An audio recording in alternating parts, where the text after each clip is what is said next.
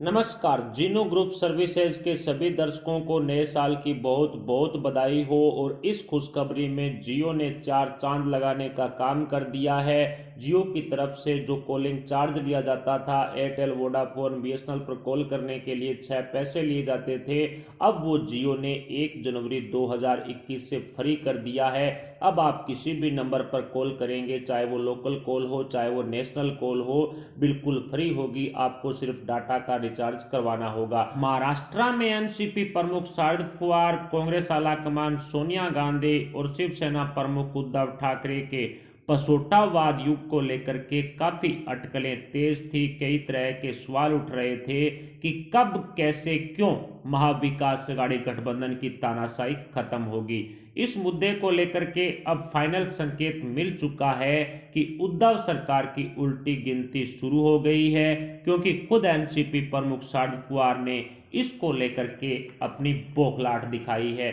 इस पूरे मामले को समझने के लिए पिछले 2 हफ्तों में महाराष्ट्र की राजनीति में मचे बवाल के बारे में जानकारी हासिल करनी होगी।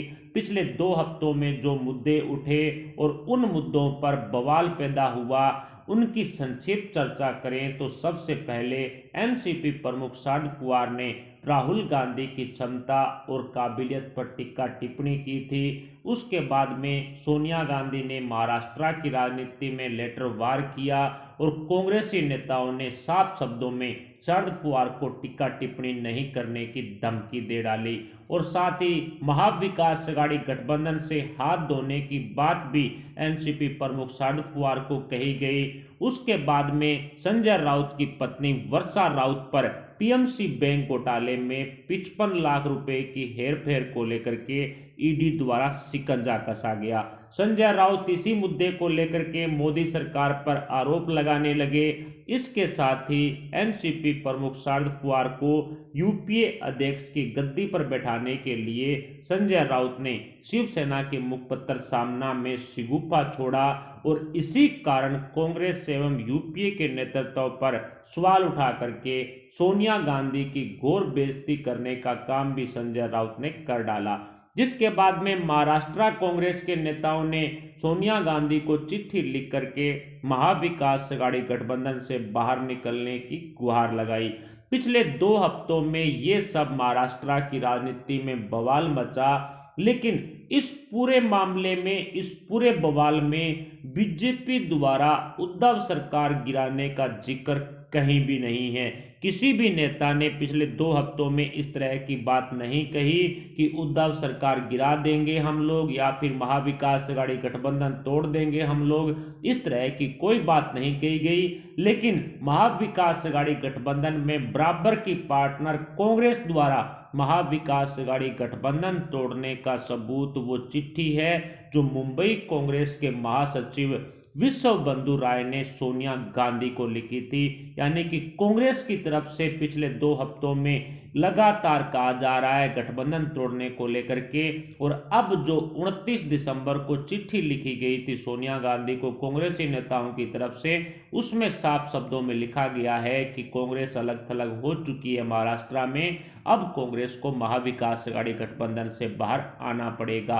अब यहां समझने वाली बात यह है कि जब बीजेपी ने सरकार गिराने का कोई दावा ही नहीं किया, तो पहले संजय राउत कह रहे थे कि जो भारतीय जनता पार्टी है वो सरकार गिराने की कोशिश कर रही है, सरकार को अस्थिर करने की कोशिश कर रही है। और ये बात तब की है जब उन्होंने सोनिया गांधी की घोर बेइज्जती की थी। और आज फिर से एनसीपी प्रमुख शरद पवार बोल रहे हैं कि केंद्र की सत्तारूढ़ पार्टी भारतीय जनता पार्टी महाविकास अघाड़ी गठबंधन सरकार को अस्थिर करने का प्रयास कर रही है। दोस्तों, ये बौखलाहट इसलिए है क्योंकि कांग्रेस की तरफ से संजय राउत और शरद पवार की टीका टिप्पणी के बाद में गठबंधन से बाहर निकलने का फरमान कहीं ना कहीं उद्धव ठाकरे को सुना दिया गया है। एनसीपी शिवसेना हो सकता है कि कांग्रेस को मनाने में जुटे हों और भारतीय जनता पार्टी को बदनाम कर सरकार गिराने का आरोप मढ़ने की रणनीति एनसीपी प्रमुख शरद पवार और उद्धव ठाकरे ने बना ली हो। कहा जा सकता है कि सोनिया गांधी के दरबार से कोई बड़ा फैसला एनसीपी शिवसेना को सुनाया गया है और खुद की कमियों को छुपाने के लिए बौखलाए संजय राउत एवं उनके नए नए गुरु शरद पवार ने भारतीय जनता पार्टी पर आरोप मढ़ने शुरू कर दिए हों। आखिर महाविकास अघाड़ी गठबंधन से कांग्रेस को तो अलग होना ही था, इसमें कहीं कोई शक नहीं है। जिस तरह से कांग्रेस को एनसीपी प्रमुख शरद पवार और उद्धव ठाकरे ने मिलकर के महाराष्ट्र में अलग थलग कर दिया, तोड़फोड़ की, उससे ये तो साफ ही हो गया था कि कांग्रेस अब महाविकास अघाड़ी गठबंधन में नहीं रहेगी।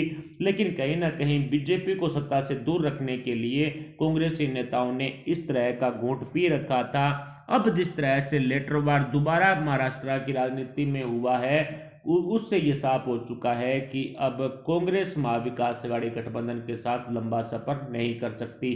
कांग्रेस के महासचिव ने सोनिया गांधी को जो पत्र लिखा, उसमें कांग्रेस की बदहाल स्थिति है वो साफ दिखाई दे रही है। विश्व बंधु राय लिखते हैं कि महाविकास अघाड़ी गठबंधन हुए 1 साल हो गया, लेकिन हमें अभी तक ये नहीं पता कि कांग्रेस कोटे के मंत्रियों के पास मंत्रालय कौन से हैं, उनके मंत्रियों के मंत्रालयों के नाम तक उनको पता नहीं है। यानी कि आम जनता को तो पता ही कहाँ होगा जब कांग्रेस के नेता और कांग्रेस के कार्यकर्ताओं को ये मालूम नहीं है कि उनके पास कौन कौन से मंत्रालय हैं, कौन कौन से विभाग हैं। इस लाइन से ही महाराष्ट्र में कांग्रेस की जो बेहाल स्थिति है उसको समझा जा सकता है। खुद कांग्रेस की तरफ से लिखे गए पत्र में ये साफ हो चुका है, उससे ये साफ दिखाई भी दे रहा है कि महाराष्ट्र में कांग्रेस एनसीपी शिवसेना का गठजोड़ है या फिर गठतोड़ है। अब आप खुद अनुमान लगा लीजिए कि सरकार गिराने के बीजेपी पर लगाए गए जो आरोप प्रत्यारोप हैं वो कितने सही हैं और कितने गलत हैं। यानी कि खुद कांग्रेस की तरफ से महाविकास अघाड़ी गठबंधन को तोड़ने की बात खुद कांग्रेसी नेता कह रहे हैं, जबकि एनसीपी प्रमुख शरद पवार और संजय राउत मिलकर के बीजेपी पर आरोप मढ़ रहे हैं। जिस तरह से शरद पवार ने बयानबाजी की, जिस तरह से संजय राउत ने बयानबाजी की, उससे जो कांग्रेसी नेता नाराज हो गए थे। लेकिन इन दोनों को इस बात का घमंड था कि कांग्रेस बीजेपी को सत्ता से दूर रखने के लिए इस गठबंधन को कभी नहीं तोड़ेगी, इस गठबंधन से बाहर कभी नहीं आएगी। और इसी कहीं ना कहीं मजबूरी का फायदा जो कांग्रेस की थी, उसका फायदा शरद पवार और संजय राउत उठा रहे थे। संजय राउत ने तो हदें ही पार कर दी थी। यूपीए अध्यक्ष की गद्दी को लेकर के भी कई तरह के सवाल संजय राउत ने खड़े किए थे और साफ कहा था कि सोनिया गांधी यूपीए अध्यक्ष बनने के लायक नहीं है, बल्कि सोनिया गांधी तो एक बंजर गांव की मुखिया बनने के लायक हैं। इस तरह की बातें सुनने के बावजूद भी कांग्रेस महाविकास अघाड़ी गठबंधन में टिकी रहे, ऐसा हो नहीं सकता, क्योंकि कांग्रेस पार्टी एक राष्ट्रीय पार्टी है और कांग्रेस की छवि दिनों दिन महाराष्ट्र में खराब होती जा रही है। महाराष्ट्र ही नहीं बल्कि महाराष्ट्र के अंदर जो बयानबाजी हो रही है उसका जो पूरा असर है वो पूरे देश के अंदर कांग्रेस पार्टी पर पड़ रहा है। और जिस तरह से अशोक चौहान, संजय निरुपम, मिलन देवड़े जैसे नेता हैं कांग्रेस के, वो कांग्रेस आला कमान से पहले से नाराज चल रहे थे शिवसेना के साथ गठबंधन करने की वजह से। और अब यदि सोनिया गांधी की तरफ से कोई बड़ा एक्शन नहीं लिया गया तो ये नेता किसी भी हालात में कांग्रेस में टिकने वाले नहीं हैं, चाहे वो महाविकास अघाड़ी गठबंधन की अन्य पार्टियों में शामिल हों, चाहे वो बीजेपी का दामन थामे, लेकिन वो कांग्रेस में नहीं टिकेंगे यदि सोनिया गांधी की तरफ से किसी तरह का एक्शन ना लिया गया। लेकिन जिस तरह से शरद पवार की बौखलाहट देखने को मिली है, संजय राउत की बौखलाहट देखने को मिली है, बीजेपी पर आरोप लगाए जा रहे हैं, उससे ये भी साफ हो चुका है कि कहीं ना कहीं सोनिया गांधी के दरबार से उद्धव ठाकरे को कोई ना कोई फैसला सुना दिया गया है। हो सकता है कि आने वाले समय के अंदर जैसे ही राहुल गांधी की देश वापसी होगी उसके बाद में आधिकारिक रूप से कांग्रेस महाविकास अघाड़ी गठबंधन से बाहर निकलने का ऐलान भी कर दे।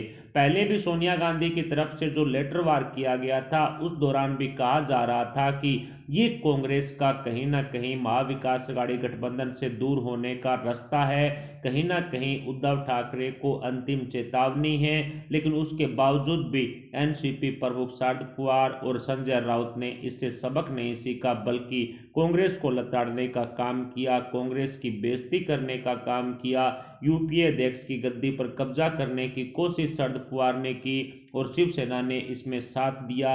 अब कहीं ना कहीं उद्धव ठाकरे की सीएम कुर्सी पर कांग्रेस का ग्रहण लग चुका है और इसी कारण जो एनसीपी और शिवसेना की बौखलाहट देखने को मिल रही है।